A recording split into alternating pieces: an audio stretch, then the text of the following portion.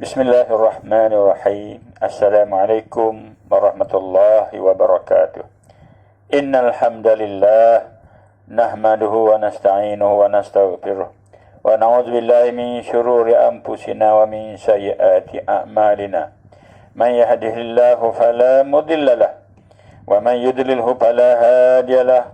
Allahumma salli wa sallim ala hadzal nabiyil karim sayyidina maulana Muhammad wa ala alihi wa ashabihi ajma'in. Qala rabbi shrah li sadri wa yassir li amri wa hlul 'uqdatam min lisani yafqahu qawli. Subhanaka la ilma lana illa ma 'allamtana innaka antal alimul hakim. Wa la haula wa la quwwata illa billahil azim. Amma ba'd. Sahabat-sahabat muslimin muslimat yang dirahmati Allah sekalian, bersyukur kita kepada Allah Subhanahu wa taala, hari ini dah pun 2 Januari 2022 bersama dengan 28 Jamadil Awal, hari Ahad. Kita dah pun masuk kedua hari tahun baru pada hari ini. Mudah-mudahan bertambah juga amalan baik kita sebagai bekalan hari akan nanti, insya-Allah. Jadi kita bersama-sama nak tadabbur surah Al-Maidah ayat yang ke-104 hingga 105. Dua ayat saja. Tajuk dia amal ma'ruf nahi munkar. Mengajak yang baik dan mencegah kemungkaran. Allah berfirman, a'udzubillahi minasyaitonir rajim. Wa idza qila lahum ta'alu ila ma anzalallahu wa ila ar-rasul ma anzalallahu wa ila ar-rasul faqala ma anzalallahu wa ila ar-rasul qalu hasbuna ma wajadna alaihi aba'ana awalau kana aba'uhum la ya'lamuna syai'an wa la yahtadun.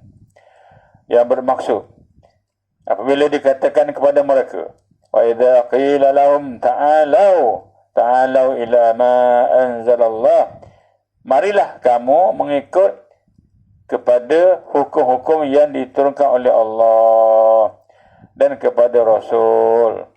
Mereka menjawab apa? Mereka menjawab, qalu hasbuna ma wajadna alaihi aba'ana.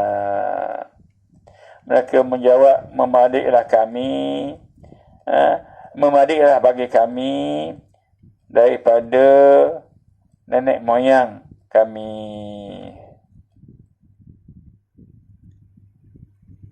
Awalau kana aba'uhum la ya'lamuna syai'an wa la yahtadun. Meskipun nenek moyang mereka tiada berpengetahuan tentang sesuatu apapun dan tidak pula mereka mendapat petunjuk. Ayat seterusnya. Ya ayyuhalladzina amanu 'alaikum anfusakum la yadurrukum man dhalla idza ihtadaitum ila Allahi marji'ukum jami'an fayunabbi'ukum bima kuntum ta'malun. Sadaqallahul azim. Hei orang-orang yang beriman, ya ayyuhalladzina amanu, hei orang yang beriman, 'alaikum anfusakum, jagalah dirimu sendiri. La yadurrukum man dhalla, tidaklah membahayakan kamu orang yang telah sesat. Man dhalla idza tadaitum, jika kamu telah mendapat petunjuk. Ilallahi marji'ukum jami'a, kepada Allah tempat kembali kamu sekalian.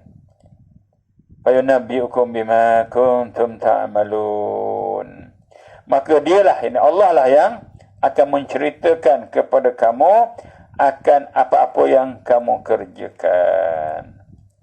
Alhamdulillah sahabat-sahabat, 2 ayat daripada surah Al-Maidah ayat 104 dan 105 kita dah membaca. Mudah-mudahan Allah pemudahkan kita untuk terus menghayati, mengamali dan jadikan Quran sebagai petunjuk, hidayah, bantuan, menolong kita, menerangkan kepada kita tentang apa-apa yang kita tak tahu. Sahabat-sahabat, apabila orang-orang yang masih beramal dengan adat-adat lama, adat-adat jahiliah, adat-adat karut, di mana dia mengadakan bahirah ke, sa'ibah ke, wasilah ke, ataupun ham yang kita bincang semalam. Mereka jadikan batang ternak mereka binatang yang mulia. Sampai tak nak ganggu gugat, mereka dah ubah perintah Allah kepada amalan datuk nenek mereka. Mereka lebih utamakan apa yang ditinggalkan oleh datuk nenek mereka berbanding dengan apa yang diajar oleh Nabi. Inilah perangai yang kita kena jauhi. Kita utamakan wahyu Allah, utamakan perintah Allah, bukan kehendak kita. Ni tak, dia ikut kehendak dia. Bagi macam-macam nama kat binatang tu. Dimuliakan. Sedangkan binatang itu untuk dimakan. Sedangkan mereka mengharamkan makan benda-benda yang dihalalkan Allah. Ini mana ubah hukum Allah Subhanahu wa ta'ala. Mereka jadikan sebagai binatang tu korban ataupun hadiah untuk bahala, persembahan kepada bahala-bahala mereka. Disuruh supaya tunduk dan ikut hukum-hukum Allah, mereka tetap tak nak ikut. Itulah. Mereka tak nak ikut Quran, mereka tak nak ikut ajaran Nabi Muhammad sallallahu alaihi wasallam. Itulah yang berlaku di mana mereka telah sesat sejauh-jauhnya. Itulah yang disebut dalam ayat tadi, di mana mereka ini beramal dengan adat kebudayaan, adat kebiasaan, mengadakan amalan-amalan karut yang diwarisi daripada nenek moyang mereka sebagai binatang korban, binatang persembahan kepada bahala-bahala mereka. Itu dan mereka disuruh untuk tunduk dan ikut hukum-hukum Allah yang diturunkan oleh Allah, yang berupa Al-Quran, dan mengikuti pula akan perjalanan Rasulnya Muhammad sallallahu alaihi wasallam yang tugasnya ialah menyampaikan dan menerangkan tentang isi-isi Al-Quran itu dan menolak dusta yang mereka ada-adakan terhadap Allah Subhanahu wa ta'ala. Maka mereka telah menjawab soalan itu dengan kata-kata apa? Kata dia apa? Bila suruh kat mereka, marilah kepada Allah. Wa idza qila lahum ta'alu ila ma anzalallah wa ila rasul. Bila dikatakan kepada mereka, disuruh kepada mereka, marilah kamu ikut kepada hukum-hukum yang diturunkan oleh Allah, yang diturunkan oleh Allah dan kepada Rasul. Mereka jawab apa? Hasbuna ma wajadna alai aba'ana. Membadiklah bagi kami akan apa yang kami warisi daripada nenek moyang kami. Cukup dah. Kami dia ikut amalan nenek moyang kami ni. Tak payahlah ikut Quran dan hadis. Ni. Mereka menjawab begitu. Maknanya, kami masih berpegang dengan amalan adat istiadat yang kami warisi daripada nenek moyang kami. Kerana mereka itulah orang-orang yang diikut. Kerana mereka itu adalah orang-orang yang diikut. Sedangkan kami ni ialah pengikut. Tiadalah payah kami ikut yang lain. Dia kata gitu. Oi, senang jawab. Maka Allah jawab. Awalau kana aba'uhum la ya'lamuna syai'a wa la yahtadun.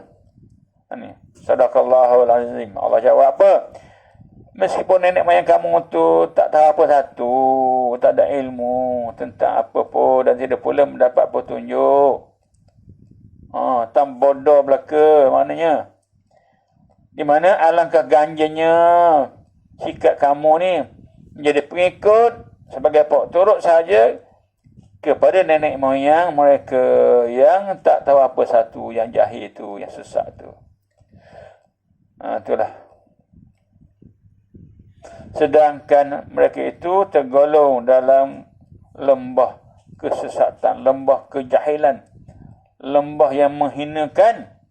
Sedikit pun tidak ada pengetahuan mereka dalam agama. Hidup mereka sendiri je tu. Mereka hanya percaya kepada perkara-perkara khurafat dan karut-marut. Seperti penyembah-penyembah patung, penyembah bahala yang dibuat oleh tangan mereka sendiri. Lepas tu mereka pakai sembah ramai-ramai. Sedangkan mereka tidak mendapat petunjuk dari Tuhan ke arah hidup yang sempurna lagi selamat. Malah mereka sedang dalam keadaan berselisih. Kekacauan berlaku seperti berbunuh-bunuhan. rampas harta ikut suka je, dan hak milik orang, tak kisah hak siapa pun. Siapa kuat dia raja. Ni masalahnya. Menganiaya, mengacau.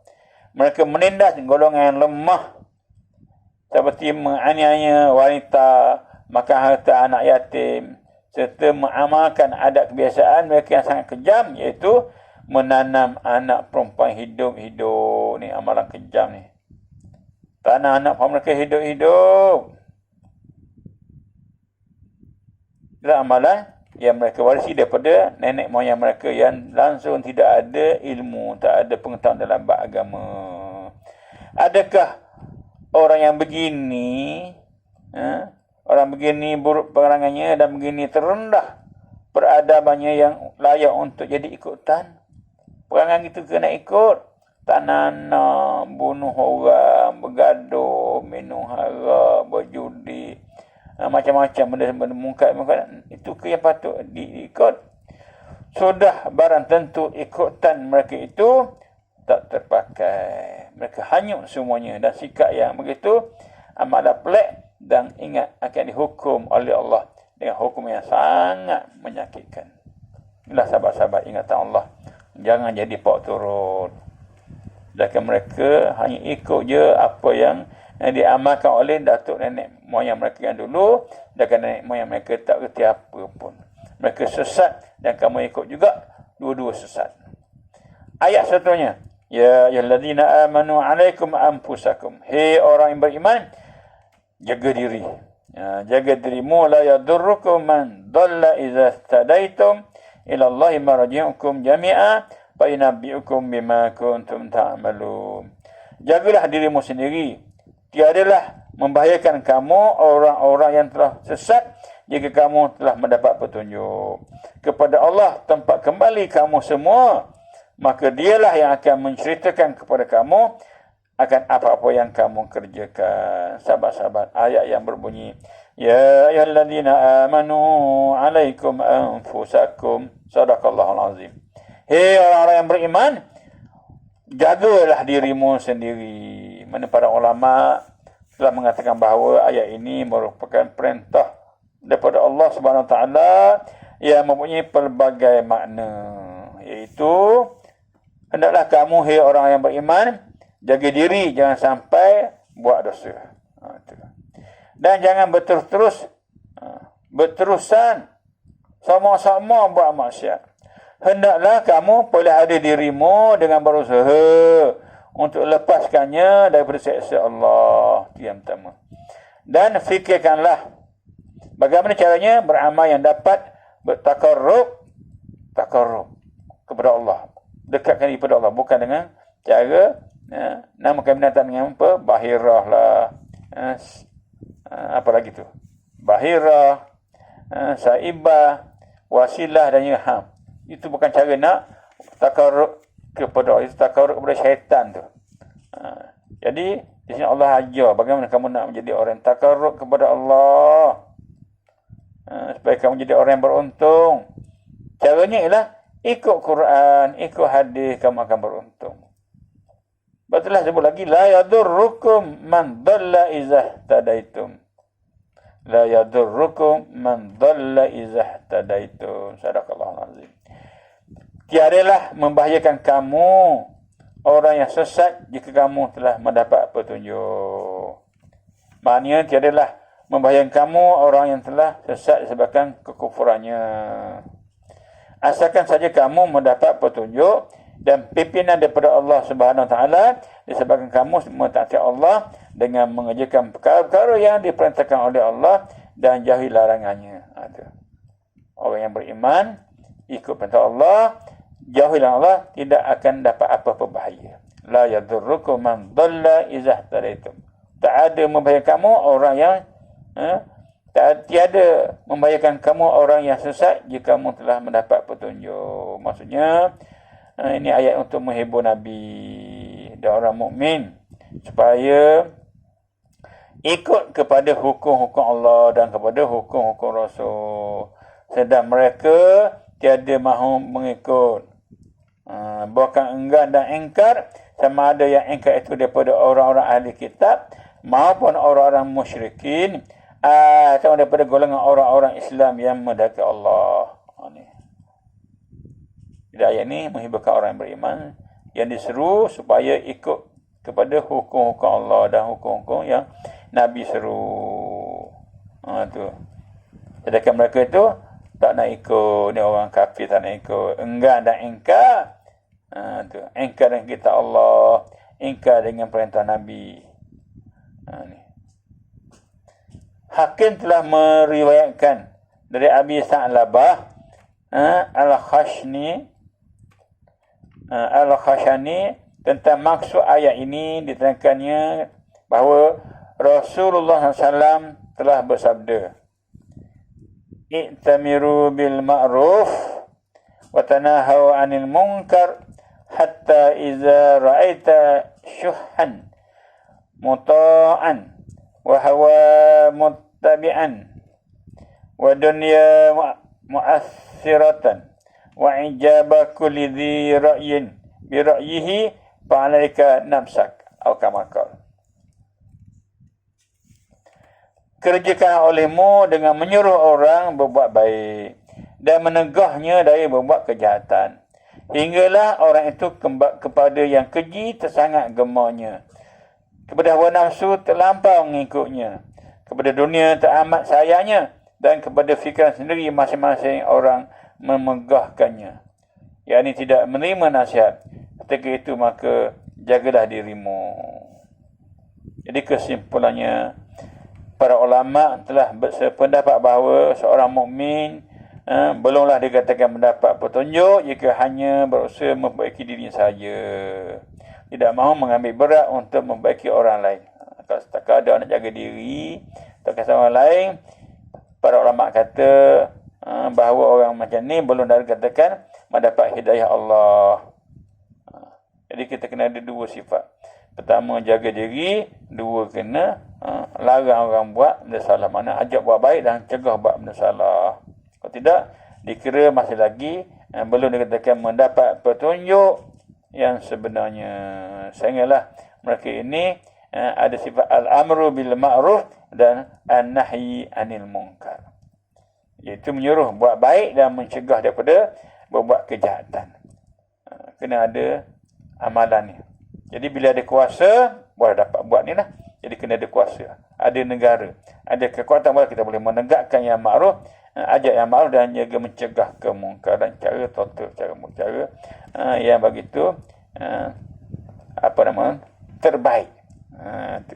Sesungguhnya memperbaiki dengan cara inilah ada satu kewajipan yang mesti dijalankan dan tidak boleh ditangguh-tangguhkan. Jadi kena dapatkan kuasa, cari kuasa demi untuk menegakkan Islam di atas muka bumi ini. Itulah pentingnya kita hari ini terlibat dalam soal-soal berpolitik. Ilmu bagaimana nak mengurus sebuah negara dengan cara yang diajar oleh Allah dan Rasul. Tetapi kewajipan ini akan gugur jika moral dan akhlak manusia telah rosak serosak-rosaknya. Disebabkan tidak ada harapan lagi menjadi baik dengan adanya nasihat, petunjuk dan pimpinan. Lepas juga kewajipan itu akan gugur jika telah yakin benar-benar bahawa nasihat-nasihat itu tidak memberi guna kepada mereka. Ini keadaan dapat nasihat lah. Jadi telah penting tadi, ada kuasa. Bila ada kuasa, kita kalau nasihat tak ikut, di sana ada undang-undang, ada hukuman. Kita larang minum arak, dia tak dengar. Larang tak dengar. Maka yang ni bila ada undang-undang, ada negara, tangkap, dibicarakan dan bila sabit kesalahan, disebat 40 hingga 80. Itu nasihat terbaik. Kalau dengan mulut saja, tak degih, tak jadi puak ni. Betul, kita ini kena ada kuasa untuk mengurus negara sendiri, berpandangan pada hukum hakam Allah Subhanahu wa taala, jaga agama, jangan ada murtad, jaga akal, jangan ada minara. Kalau ada, sebat. Ni dibicarakan. Jangan ada orang bunuh diri, bunuh orang. Kalau ada, kena kisas, diat dan sebagainya. Jangan ada orang yang mabuk arak lagi, mabuk judi lagi, gila judi lagi, buat benda macam maksiat. Kena ada kekuatan, ada undang-undang untuk kontrol perangai manusia. Barulah kembali kepada Allah.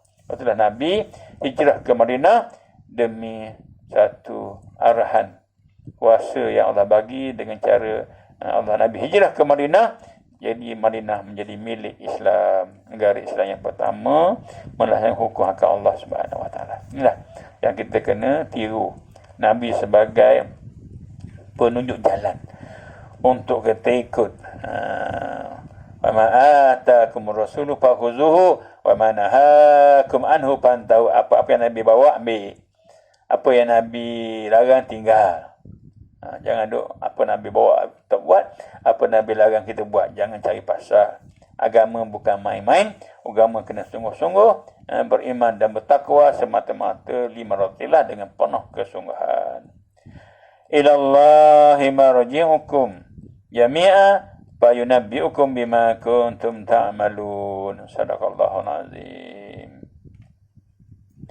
Kepada Allah tempat kembali kamu sekalian, maka dialah yang akan menceritakan kepada kamu akan apa-apa yang kamu kerjakan. Yakni orang-orang yang mendapat petunjuk atau hidayah, orang-orang yang mendapat petunjuk dan yang telah sesat, semuanya bakal kembali kepada Allah. Orang dapat hidayah ke, pok sesat ke, semuanya lepas ni kembali kepada Allah. Masing-masing akan diberitakan, akan diceritakan, akan diberitahu perkiraan amalannya dan diberi balasan mengikut amalan yang telah dikerjakan di dunia. Ikut amalan masing-masing lah. Banyak semaya, banyak puasa, banyak berjihad atau satu ini, maka banyaklah apa. Tapi kalau banyak main, banyak tidur, banyak berjudi, banyak buat maksiat, tak nak taubat, maka banyaklah dosanya. Tempat dia neraka. Inilah mudah matematik Islam, begitulah kaedahnya. Allah lah yang maha tahu segala. Yang penting kita buat kerja kita. Inilah sebut tadi. Semua orang akan dihitung, dikira amalannya dan diberi balasan ikut amalan masing-masing. Masih ada di dunia lama ke, sekejap ke, tak kisah. Yang penting apa amalan kamu semasa berada di dunia, apa amalan kita. Kita buat apa dengan Islam ni? Buat apa dengan Quran ni? Buat apa dengan hukum Allah? Buat apa? Kita main-main, habis kita. Ni. Berarti ayat ini merupakan janji dan khabar gembira kepada orang-orang mukmin, orang yang beriman, orang yang bertakwa, dan merupakan amaran keras yang menakutkan, ancaman kepada orang yang kufur, engkar kepada Allah. Imalah hari ini kita kembali ke pangkal jalan, bertabah, bersabar dan bersyukur dengan apa yang sedang kita hadapi sekarang ini. Musibah hadapi dengan penuh kesabaran. COVID-19 walaupun dah 2022, dia masih lagi bersama-sama kita. Ada sahabat masih kena, ada keluarga masih kena, ada kawan-kawan masih kena, ada jiran terang masih kena, yang masih lagi rawat di hospital. Jadi mudah-mudahan semua ini adalah ujian daripada Allah. Kena bersabar dan kena sentiasa ingat bila Allah uji kita, sebutlah inna lillahi wa inna ilaihi raji'un di samping kita bertaubat, beristighfar dan cari ubat-ubat yang sepatutnya untuk kita dapat baiki apa nama tu, cara hidup kita agar semuanya sentiasa dalam keadaan di garisan yang telah ditentukan oleh Allah Subhanahu wa taala. Sahabat-sahabat sekarang telah dapat sebut pada hari ini, mudah-mudahan ada manfaatnya. Wallahu alam, aqulu qouli hadza wa astaghfirullahal azim li wa lakum. Wassalamualaikum warahmatullahi wabarakatuh.